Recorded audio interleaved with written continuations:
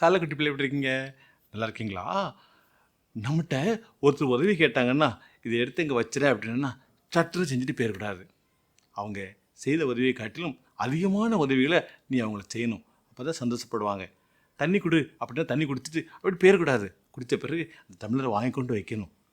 நம்ம சொன்ன காரியங்களை காட்டிலும் அதிகமான காரியங்களை, அதிகமான உதவிகளை செய்யும் பொழுது மற்றவர்கள் முன்னால் உனக்கு நல்ல மதிப்பு கிடைக்கும்.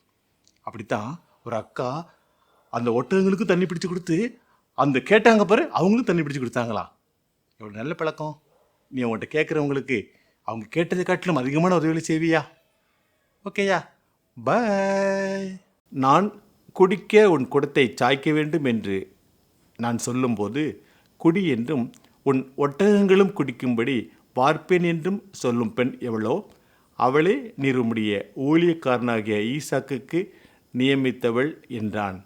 ஆதியாகமம் 24:14.